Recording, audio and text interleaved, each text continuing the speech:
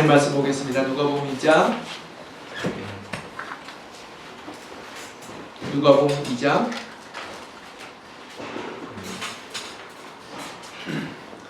41절에서 52절까지 말씀입니다. 누가복음 2장 41절에서 52절까지 말씀. 신약성경 91쪽이에요. 같이 한 절씩 교독할까요? 저부터 읽겠습니다.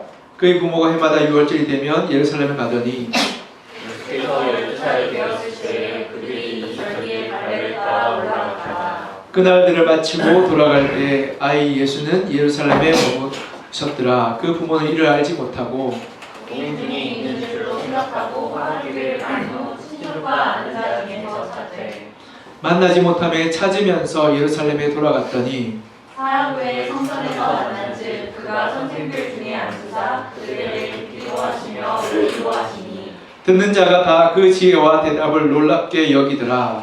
그의 부모가 보고 놀라며 그의 어머니는 이르되 아이야 어찌하여 우리에게 이렇게 하였느냐 보라 보라 내가 결심하여 너를 찾았노라. 예수께서 이르시되 어찌하여 나를 찾으셨나이까? 내가 내 아버지 집에 있어야 될 줄 알지 못하셨나이까? 하시니 그 부모가 그가 하신 말씀을 깨닫지 못하더라. 예수께서 함께 내려가사 나사렛에 이르러 순종하여 받드시더라. 그 어머니는 이 모든 말을 마음에 두니라. 예수는 지혜와 기가 자라며 하나님과 사람에게 더욱 사랑스러워 하시더라. 아멘. 네, 우리 아이들이 어릴 때 아이들 밥을 먹이고 있는데 이런 얘기해서 원래 부모님들은 원래 덕담하잖아요. 많이 먹어야 빨리 큰다고. 얘야 빨리 많이 먹어야 빨리 커라고. 그러니까 우리 아이가 물어봤어요.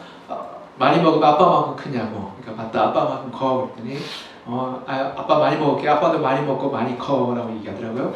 제가 속으로 아빠 안 큰지 20년 넘었어 라고 얘기했는데 속으로 그래 아빠도 빨리 크게 많이 먹으라고 겉으로 얘기했어요. 그날 밤에 하나님께 기도하는데 하나님께서 저한테 물어보시더라고요. 제이가 너 크고 있냐라고. 하나님 저 안 큰지 20년 지났어요. 키가 이제 줄고 있어요. 169였는데 168.5도로 떨어졌어요. 키 안 크는 거 알잖아요. 하나님도 물어봤더니 아니야 그거 아니고 너 신앙을 잘하고 있어 라고 물어보더라고요. 그게 저한테 굉장히 큰 찔림이 되었어요. 내가 정말 잘하고 있는가? 성장하고 있는가? 성숙하고 있는가? 여러분 잘하지 않으면 성숙하지 않으면 여러분 편협해지고 고집스러워지고 또한 자기중심적이 돼요.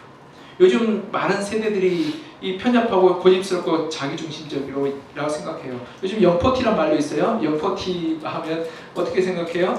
좋은 말이에요? 나쁜 말이에요? 나쁜 말이죠. 자기중심적이고 그리고 고집스러운 사람이 영포티라고 해요. 그런데 그보다 더 높은 사람들을 뭐라고 하냐면 꼰대라고 말해요. 그렇죠? 좋은 말이 별로 없는 것 같아요. 존경할 만한 어른이 별로 없어요. 왜 그래요? 왜냐하면 우리가 더 이상 잘하지 않기 때문에 그래요.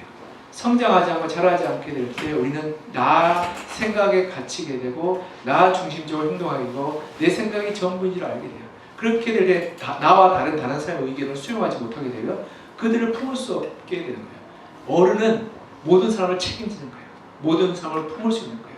그런데 그러기 위해서 어떻게 돼요? 내가 잘해야 돼요. 내가 성장하고 내가 남들을 넘어설 만큼 내 인식과 지식과 성품이 자라야지만이 내가 어른이 되고 남을 품을 수 있는 거예요. 그래서 오늘 본문을 통해서 우리가 어떻게 하면 우리가 성장하고 성숙하고 자랄 수 있는지 한번 돌아봤으면 좋겠어요. 우리 청년들 특별히 변화에 대해서 굉장히 민감하고 성숙에 대해서 굉장한 그런 역동이 있는 나이예요. 그런데 이때 우리가 자라기를 연습하고 노력하고 애쓰지 않으면요 우린 정체되고 머물러 있게 되고 결국에는 여러분들이 비난하는 영포티와 다를 바 없는 그러한 고집스럽고 편협한 사람이 될 수 있는 거예요. 그러기에 우리가 어떻게 성숙하고 어떻게 자라고 어떻게 성장할지를 한번 돌아봤으면 좋겠어요. 오늘 누가복음 본문은 이 복음서에서요 유일하게 예수님의 어린 시절에 대한 이야기가 담겨 있어요. 굉장히 희귀한 본문이에요. 예수님이 어린 시절의 본문의 이야기가 어떤 모습으로 우리에게 알려주시며 예수님의 성장을 통해서 우리가 어떻게 살아야 될지를 한번 돌아봤으면 좋겠어요. 예수님이 이 땅에 오셨을 때 아기로 오셨어요. 그래서 잘하셨다고 해요. 오늘 보면 52절을 보면 이렇게 말씀하고 있어요. 52절 같이 한번 볼까요? 준태 52절.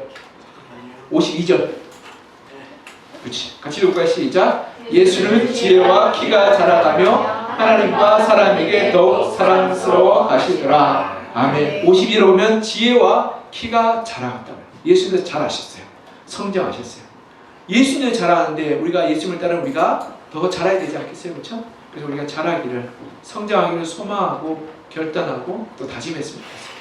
첫 번째로 우리가 알아야 될 것은 성숙한 신앙의 인격으로 해서 필요한 것은 뭐냐면요, 거룩한 습관을, 건강한 습관을 갖는 거예요. 따라서 건강한 습관을 갖는 것입니다. 우리 41절 42절 41절 42절 같이 한번 읽어볼까요? 시작. 그의 부모가 해마다 6월절이 되면 예루살렘으로 가더니 예수께서 12살 되었을 때 그들이 이 절기의 관례를 따라 올라갔다가, 아멘. 우리 41절 보면 어떤 말씀이 있냐면요, 해마다 6월절이 되면 예루살렘 올라갔다. 절기에 따라 해마다 올라갔다는 얘기예요. 이게 뭐냐면 예수님의 그 부모님 마리아와 요셉이 얼마나 신앙적으로 성실하게 그리고 열심으로 살았는지 알 수 있어요. 여러분, 갈릴리 나사렛에서 이 예루살렘 유다 예루살렘까지는요 거리가 꽤 돼요. 서울에서 한 천안 대전까지 돼요. 여러분, 걸어가면 얼마큼 걸릴까요? 지금 서울에서 걸어가면 한 3일? 그때 당시 길도 없고, 왜냐하면 사마리아를 거쳐오지 않고 갈릴리 지나서 이 요단 동편으로 와야 되기 때문에요, 한 일주일 정도 걸렸어요. 그러니까 여러분, 이 갔다 오는 기간이 일주일, 가는데 일주일, 오는데 일주일. 그러니까 보통 한 20일. 왜냐면 예루살렘에 또 예배드리고 또 한 2, 3일 체류해야 되니까 한 열흘 20일 정도 걸렸어요. 20일 동안 일을 접어야 돼요. 갔다 오는 길에 음식도 사 먹어야 되고 잠도 자야 되죠. 그러니까 돈도 어마어마하게 사용돼 있어요. 그러니까 그만큼 비용도 지불돼야 되고, 그리고 사업도, 그러니까 일도 그만둬야 되는 거예요. 그만큼 헌신돼야 되는데 그걸 한두 번은 또 모르는데 매년 그랬어요. 매년, 해마다. 매년 그때는 굉장히 특별한 그런 열심이 아니겠어요? 어려운 일이었어요. 근데 제가 이 구절을 보면서요, 아, 하나님이 마리아와 요셉에게 예수 그리스도를 보낸 이유가 여기 있구나를 알게 됐어요. 왜냐하면 마리아와 요셉은요, 철저하게 하나님 앞에서 거룩한 습관을 따라 살았어요. 자기가 비록 산업에 손해가 있고 가정에 재정적 어려움이 있다 할지라도 자기는 하나님의 이 예배와 기도와 말씀에 헌신되었어요. 그래서 여러분, 놀랍게 사도행전 보면요, 예수님의 동생인 야고보가 예루살렘 교회의 감독이 돼요. 여러분, 복음 전할 때 누가 제일 힘들어요? 전도하기? 가족이 제일 힘들어요. 가족이 제일 힘들어요. 왠지 아세요? 가족은 나의 민낯을 알아요. 우리가 밖에 나서는 괜찮은 사람 같잖아요. 근데 가족에서는 집에서 어떻게 욕도 하고 신경질 내고 화도 내고 짜증도 내요. 근데 그 사람 보고 내가 예수 믿으니까 사람 인생이 변화했더라 라고 전도하면 너 다 잘하세요 라고 말이 나오지 않겠어요? 그렇죠? 쉽지 않아요. 그런데 놀랍게도 야고보, 예수님의 동생 야고보가요, 예수님을 나의 하나님으로 고백했다는 것은 이 야고보가 얼마나 믿음이 대단한 줄 알 수 있어요. 근데 그 배경이 어디 있어요? 마리아와 요셉의 삶이 있었던 거예요. 매년 야고보를 이렇게 데려가서 신앙교육을 시켰어요. 그리고 그 신앙이 야고보에게 자리 잡히게 됐던 거예요. 여러분, 헬스를 다니면 6개월 지나야지 그게 내 근육이 되죠. 제일 처음에 한 일주일 하면 몸이 빵빵해져. 그게 진짜 근육일까요? 아닐까요? 그 진짜 근육이 아니라, 근육이요, 어떻게 보면 이렇게 좀 화가 난 거예요. 그렇죠? 왜냐면 힘들어서 근육이 막 들어올 거야. 근데 그거 일주일 하고 그냥 그 다음 주에 또 쉬면 어떻게 돼요? 원복돼요. 원상복복. 한 6개월 이상 꾸준히 해야지만이 그게 체질이 되기 시작하는 거예요. 그래서 1년 넘어야지 그게 내 몸의 이 형을, 이렇게 몸의 틀을 이루게 돼요. 그러니까 보통 운동하면 얼마큼 해야 되면 최소한 1년 이상을 해야 돼요. 그래야지 몸에 이 습관이 돼요. 그래야지 그것이 결과가 나오게 됩니다. 이 운동도 그래요. 여러분, 책도 그래요. 책도 제일 처음 보면 한 권 읽으면 머리가 똑똑해질까요? 아니면 잠자는데 편할까요? 근데 1년 내내 한 일주일에 한 권씩 읽어보시면 1년에 몇 권 읽을까요? 52권. 몇 권 안 되죠, 그렇죠? 일주일에 한 권 읽으면 엄청나다 그러는데 1년 하면 52권밖에 안 돼요. 얼마 안 돼요, 그렇죠? 그런데도 불구하고 52권이 10년 읽으면 520권 돼요. 그때부터는 이야기가 달라져요. 여러분, 습관이 지속되게 될 때, 거룩한 습관이 될 때 삶을 바꾸게 됩니다. 근데 여러분, 그보다 더 중요한 게 뭐냐면 신앙의 습관이에요. 기도의 습관, 말씀의 습관, 예배의 습관이 내 삶 가운데 자리 잡히게 될 때 비로소 신앙의 인격이 드러나기 시작합니다. 여러분, 사도행전을 보면요, 하나님의 성령이 임하게 될 때 이 마가다락방에서 120명의 그 성도들이 뜨겁게 하루 기도해서 성령이 임하지 않아요. 열흘 동안 기도했어요. 열흘 동안 끊임없이 아침부터 저녁까지 기도했어요. 그러니까 그 가운데 성령의 역사가 하기 시작했던 거예요.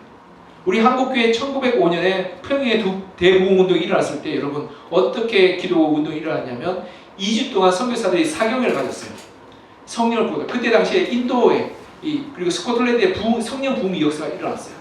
그 이야기를 들었던 선교사들이 우리 한국 땅에도 이 조선 땅에도 성령의 역사가 일어났으면 좋겠다라고 사모하면서 기도하기 시작. 2주 동안 기도했어요. 근데 아무런 일이 안 일어났어. 그래서 선교사들이 이제 각자로 흩어지기 시작했어요. 왜냐하면 저 부산에서 올라온 사람도 있고 군산에서 올라온 사람도 있고 많았어요. 근데 그 중에 일부는 남아서 우리가 끝까지 기도하자라고 하면서 2주를 더 기도해요. 그리고 2주 마지막 날에 성령이 그 자리를 뜨겁게 임하기 시작해요. 그리고 사람들이 거기 있는 사람 다 뒤집어졌어요. 그리고 어떻게 되냐면 그 성령의 뜨거움으로 말미암아 다시금 한 달을 사경을 시작했는데 그때부터 성령의 역사가 이 평양에 폭발적으로 일어나기 되었던 거예요. 그럼 한 달을 뜨겁게 기도했어요.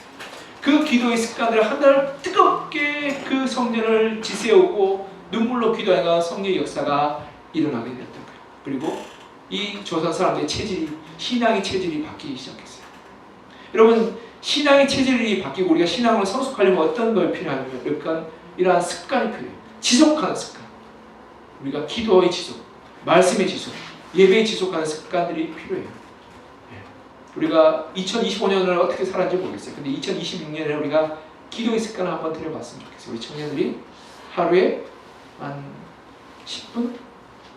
20분? 말씀의 습관. 우리가 하루에 일주일에 한 큐티 한 5번 정도? 너무 많나? 3번?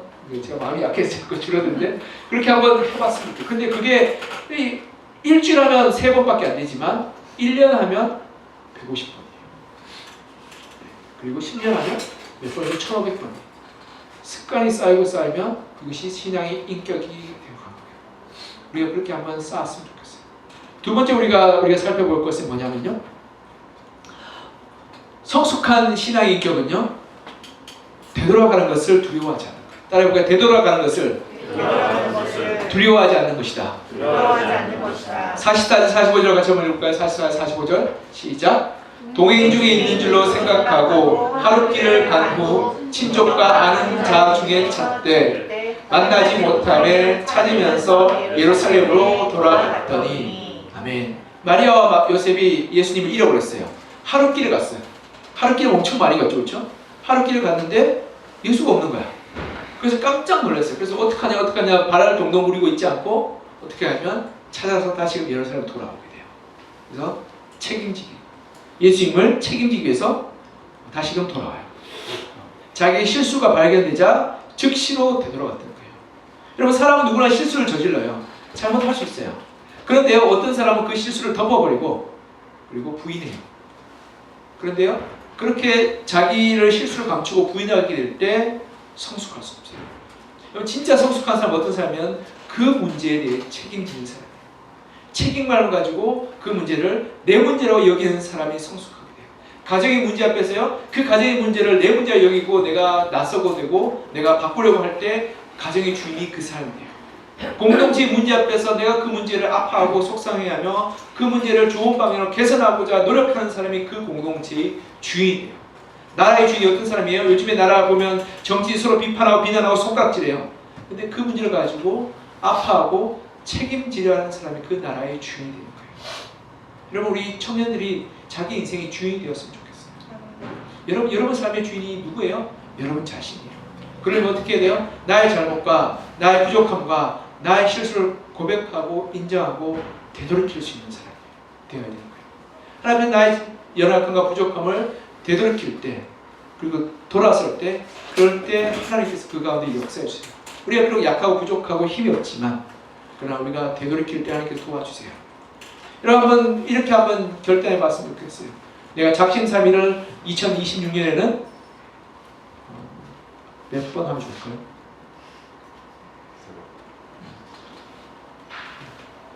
20번? 네? 4번? 매번? 매번은 너무 많지 않나? 작심삼일을 매번 20번 하면 몇 번일까? 3일씩 20번 하면? 60. 그러네. 그렇죠? 네. 매번 작심삼일을 우리가 60번 하면 60번 하면 일주일에 3번씩은 돌아오는 거잖아. 매주 돌아오는 거 그렇죠? 20번씩. 우리 한번 그렇게 한번 해봐요. 그러면 50주잖아. 52주잖아요. 그러면 일주일에 2번씩도 작심삼일 하거든, 그렇죠? 네, 그렇게 한번 했으면 좋겠어. 돌이킬 때, 하나님께 돌이키고 뉘우칠 때 그런 일들이라. 우리가 1부, 2부 예배 때는 감사와 참회의 기도를 해요. 그때 우리가 돌이키는 기도. 하나님, 내가 이렇게 살았습니다. 내가 다시금 주님께 돌이키겠습니다. 회개합니다. 그리고 내가 비록 실패하고 실수하고 현실에 묶여 낙담할지라도 다시금 하나님께 돌아오겠습니다라고 고백할 때 하나님께서 다시금 기회를 주시고 도와주세요. 그리고 그러한 책임을 줄 때 하나님께서 우리를 온전하게 도와주세요. 네. 저도 참 부족하고 연약해요. 그러나 하나님께서 날마다 돌이킬 때 하나님께서 은혜 주셔서 한 발짝 더 내딛을 수 있는 힘을 주시는 거예요. 그러하게 우리가 작심삼일을 여러 번 했으면 좋겠어요. 2026년에. 그리고 그것을 부끄러워하지 않았으면 좋겠어요. 나 잘못했다라고 포기하지 않고 다시 또 돌이키고 다시 또 돌이키고 다시 또 돌이키고. 우리 리더들 기도 제목 나누면 큐티 이번 주에 또 좀 했으면 좋겠어요. 이렇게 나올 때가 있어요. 근데 참 귀해요, 그렇죠? 또 돌이키고 또 돌이키고 또 돌이키면서 내가 계속 도전한다는 거, 시도한다는 거. 그게 젊음의 특권이기도 하고 또한 그럴 때 우리가 부끄러워하지 않고 도전하게 될 때 언젠가는 그것이 나의 습관이 될 수 있는 것 같아요. 그런 습관이 되었으면 좋겠어요. 여러분 돌아서기를 가던 길에서 돌아서기를 두려워하지 말고 도전했으면 좋겠어요. 그리고 하나님 앞에서 내가 결단하고 고백하여서 하나님의 길로 돌아갈 때 하나님께서 도와주시고 하나님께서 은혜를 베풀어 주시는 거예요. 네. 세 번째로요, 성숙한 신앙을 인격하기 위해서 우리가 필요한 것은 뭐냐면 정말 중요한 가치를 붙드는 거예요. 우리 따라해보고 가장 중요한 가치를 붙드는 것입니다. 네. 우리 본문 48절 49절 같이 한번 읽어볼까요? 48절 49절 시작. 그의 부모가 놀라며 그의 어머니는 이르되 아이야 어찌하여 우리에게 이렇게 하였느냐. 보라 내 아버지와 내가 근심하여 너를 찾았노라. 예수께서 이르시되 어찌하여 나를 찾으셨나이까. 내가 아버지 집에 있어야 될 줄 알지 못하셨나이까. 아멘. 아멘. 예수님이 살아있다는 소식을 듣고 찾으러 가요. 3일을 찾아요. 하루길 갔죠. 3일을 찾으러 가요. 4월 동안 예수님 잃어버릴 거예요. 그러니까 이 마리아와 요셉이 얼마나 애가쟁이 탔을까요, 그렇죠?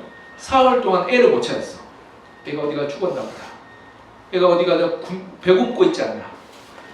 근데 성전에 갔더니 예수님 너무 잘 있는 거예요. 얼굴도 빛이 나고 밥도 안 굶은 것 같이 보여요. 그래서 엄마가 이렇게 얘기해. 47절 우리 다시 한번 볼까요? 48절 다시 한번 볼까요?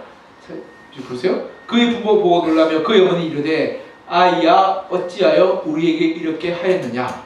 보라 내 아버지와 내가 근심하여 너를 찾아노라.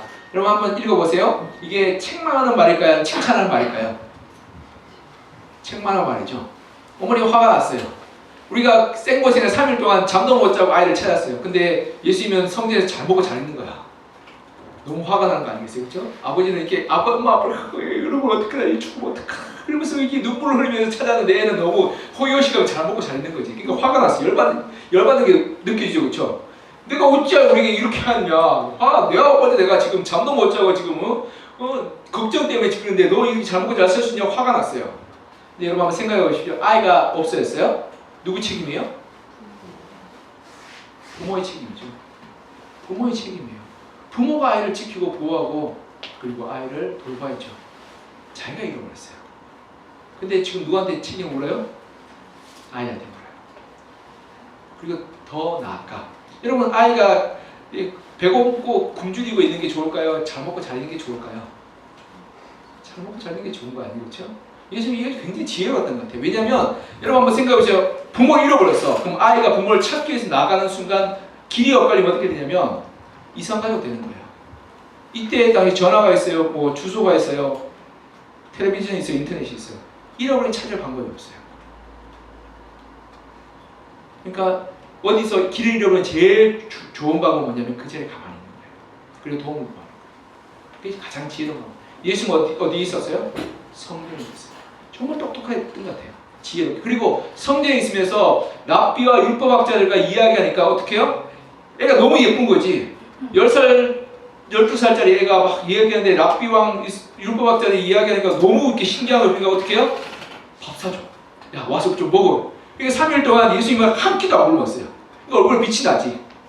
근데 이제 마리아와 요셉은 막 찾아와서 얼굴에 막 이렇게 지저분하고 배를 굶어서 이렇게 꿰자고 이렇게 보면 그래 내가 널 찾았다 어디 갔냐 이렇게 이 극적 상봉을 받았는데 너무 잘 있으니까 너무 얼굴에 빛이 나니까 이 화가 났다면 그래서 이렇게 야단친 거예요. 근데 예수님은 그렇게 말할 수 있죠. 예수님은 정말 지혜롭게 잘했어요. 왜냐하면 밥도 안 굶었고 그 자리에 그대로 있었으며 동물을 기다렸어요. 정말 지혜로운 사람이었어요.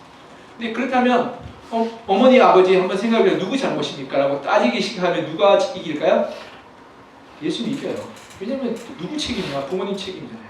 근데 예수님은 그렇게 따지지 않았어요. 오히려 이렇게 대답해요. 우리 49절 다시 한번 읽어볼까요? 49절 시작. 예수께서 이르시되 어찌하여 나를 찾으셨나이까 내가 내 아버지 집에 있어야 될 줄을 알지 못하셨나이까 하시니 여기 보면 49절에 보면 이렇게 말하죠. 예수님이 어찌 나를 찾으셨습니까? 어찌 걱정하셨습니까? 내가 아버지 집에 당연히 있지 않았겠습니까? 라고 이야기합니다. 예수님의 부모님을 책망하지 않았어요. 자기를 버리고 자기 잃어버린 부모를 책망하지 않았어요.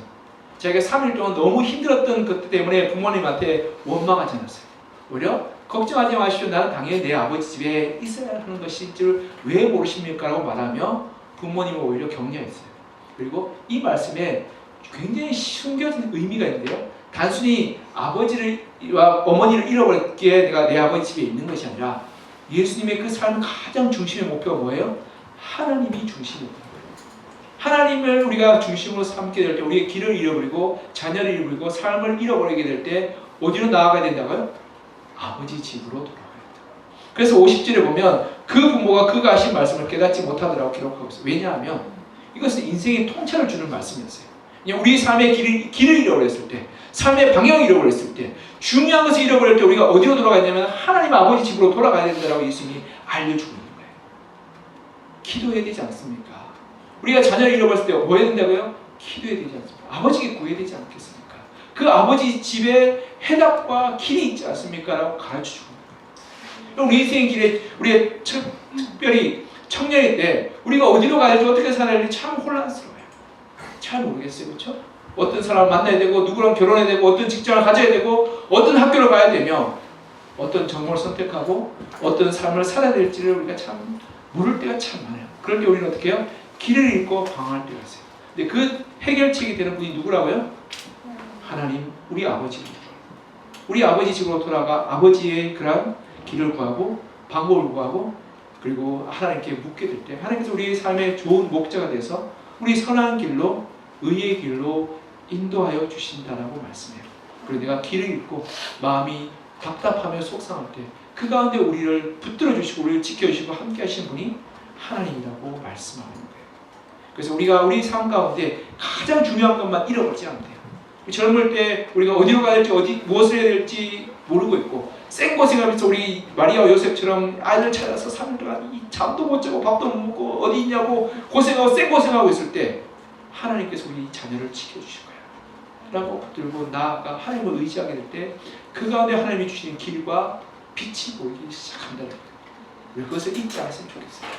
특히 우리 청년들 한 명 한 명이 이 하나님을 의지하고 하나님을 중심으로 우리가 붙들어서 하나님을 가장 중요한 가치로 삼게 될 때 우리가 이루어야 될 가정의 꿈이 무엇이며 우리가 직장에서 해야 될 일들이 무엇이며 우리가 만나고 있는 사람들과의 관계를 어떻게 맺어야 될지를 하나님께서 알려주시고 보여주시고 지도하여 주실 거예요.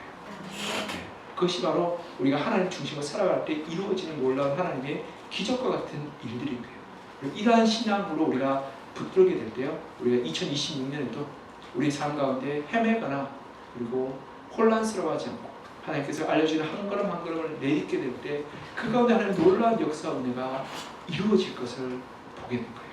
저도 사실 목회자로 참 부족하고 연약해서 때로는 어디로 가야 될지 무엇을 해야 될지 참 모를 때가 있어요. 근데 그럴 때마다 기도해요. 하나님 도와주세요. 하나님께서 한 걸음 한 걸음 진짜 한 걸음 한 걸음만 보여주세요. 그래서 진짜 이 시편 119편에 주의 말씀 내 발의 등이라는 말이 틀린 게 발에 등이 있으면 어디만 보여요? 발 앞에만 보여요. 발 앞에 보면 그 한 발짝만 걸어가다 보니까 진짜 사망의 엄청난 골짜기를 은혜로 지나가게 하시는 하나님을 경험하게 됩니다. 그런 것들을 우리가 누리고 맛보았으면 좋겠어요. 말씀을 맺겠습니다. 이 미국의 시인 롱펠로우라는 사람이 있어요. 롱펠로우가 유명한 시인 알죠, 그렇죠? 들어봤죠, 한번은? 못 들어봐도 괜찮아요. 상관없어요. 전혀 우리랑 전혀 상관없는 사람이에요. 롱펠로우가 나이가 들어서 머리가 희끗희끗해졌는데 친구가 왔어요. 친구가 와서 이렇게 물어봤어요. 야, 너는 뭔데 그렇게 얼굴이 빛이 나고 젊게 보이냐? 젊음의 비결이 뭐냐고 물어봤어요. 그래서 롱펠로우가 이 정원에 있는 나무를 보면서 이렇게 말해요. 저 봐라, 저 나무 봐라. 오래된 100년, 200년 된 나무 아니냐. 근데 저 나무가 저렇게 꽃이 피고 열매를 맺지 않냐. 왜냐하면 저 나무가 그렇게 꽃이 피고 열매를 맺는 것은 날마다 저 나무가 자라기 때문에 합니다. 그와 마찬가지로 나도 나이가 들었지만 날마다 성장한다는 마음으로 살아가기 때문에 내가 이렇게 활기차고 젊어 보이고 힘이 있는 건 아니겠냐. 여러분, 우리가 성장하지 않으면 꽃이 피울 수 없고 열매를 맺을 수 없어요. 우리가 자라지 않으면 열매는 결코 맺을 수 없어요. 그러니 우리가 날마다 성장했으면 좋겠어요. 특별히 신앙으로 성장했으면 좋겠어요. 신앙의 성장도 우리가 교회에 많이 나오는 게 아니라, 알죠? 우리가 좋은 습관, 신앙의 좋은 습관을 가지고, 두 번째는 우리의 삶의 길이 잘못 갔을 때 되돌이키며, 세 번째로는 우리 중심이 신앙과 복음과 하나님을 중심으로 살아갈 때 우리 가정에서, 우리 일터에서, 우리의 만남 가운데서 우리가 신앙적으로 날마다 자라게 됩니다. 그렇게 될 때 좋은 열매, 하나님이 기뻐하신 열매를 맺어가게 될 거예요. 우리 이 시간 같이 좀 기도할까요? 하나님, 내가 이렇게 신앙적으로 자라기를 소망합니다. 2026년에는 올해보다 2025년은 더 많이 자라기를 소망합니다.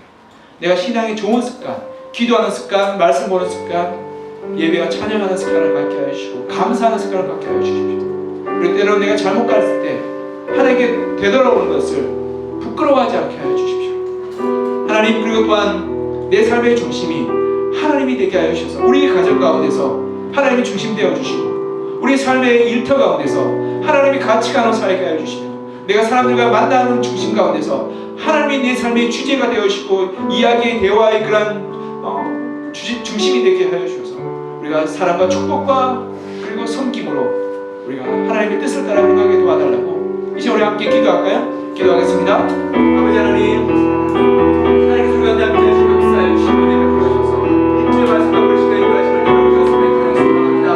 주님 우리 가운데 함께 하여 주시고 주의 말씀을 주시옵소서. 주님 우리를 새롭게 하고 주여 내려주시고 아버지 하나님의 말씀 가운데 우리가 하시나요? 주의 뜻을 따라 행하기를 소망합니다. 주의 말씀에 인도하시옵소서. 하나님, 내 삶의 하늘 가운데서 하나님 거룩한 습관, 경건한 습관, 신앙의 습관들을 잘 세워나가세요. 기도하는 습관들을 우리가 계획시하는 습관을 해주시고 말씀을 묵상하는 습관들을 우리가 세워나가게 해주시며 예배의 자리를 목숨을 지키며 해주시옵소서. 하나님, 그간에 우리 인생의 길을 잘못했을 때 우리 실수를 인정하고 자기의 책임을 지는 것을 부끄러워하지 않게 해주시고 그것을 인정하고 고백하고 주님을 알려주시고 도와주시옵소서. 하나님, 그 가운데 우리의 삶의 중심이 하나님이 되게 해주시옵소서. 우리의 삶의 가치가 하나님이 되게 해주시옵소서. 세상의 수많은 것과 가정과 유혹의 가운데서 우리가 우리의 마음을 무겁게 하게 해주시고 하나님의 말씀을 지켜 가운데 우리 자신을 위하여 주시옵소서. 믿음으로 말씀으로 살게 해주시고 믿음을 내 그녀의 말씀에 은혜를 주시옵소서. 그가 우리가 주의 뜻을 따라 행하는 거룩한 주의 백성 주의 자녀 삶을 살게 하여 주시옵소서. 하나님 아버지, 우리 청년일 때 우리가 날마다 신앙으로 성숙하기를 소망합니다. 하나님, 거룩한 기도의 습관, 말씀 묵상의 습관, 예배의 습관으로 우리가 결단하고 헌신합니다. 주여, 우리의 마음을 주께서 굳게 하여 주시고 우리가 이 신앙의 습관을 따라서 열매 맺는 삶 살게 하여 주시옵소서. 하나님, 우리가 인생의 길을 잘못 갈 때 되돌이키를 부끄러워하지 않게 하여 주시옵소서. 실수를 인정하는 것을 부끄러워하지 않게 하시고 책임지는 것을 부끄러워하지 않게 하시고 우리가 젊을 때 책임감 있는 하나님의 백성으로 자녀로 살게 하셔서 내 인생이 책임지고 나의 가정에 책임지고 나의 일터에서 내가 책임질 수 있는 그러한 사람 되게 하여 주셔서 하나님의 뜻을 이루어가게 도와주시옵소서. 그리고 하나님, 우리가 세상의 풍조와 가르침과 그리고 유행에 휩쓸리지 않게 하여 주시고 오직 우리의 중심이 하나님이 되게 하여 주셔서 우리 가정 가운데 하나님이 주인 되심을 인정하고 나의 일터 가운데 하나님의 뜻이 이루어지기를 소망하며 우리의 만남의 관계, 모든 관계 속에서 하나님이 우리의 삶의 중심 되어 주셔서 우리가 주의 뜻을 이루어가 축복과 사랑과 섬김과 배려와 희생과 나눔으로 우리가 하나님의 역사를 이루어가 주님의 뜻을 우리 삶 가운데 나타내고 열매 맺는 거룩한 삶 살게 도와주옵소서. 우리 청년들 한 분 한 분의 삶 가운데 주께서 축복하여 주시고 은혜 베풀으실 간절히 소망하며 살아계신 예수 그리스도 이름으로 기도드립니다. 아멘. 아멘.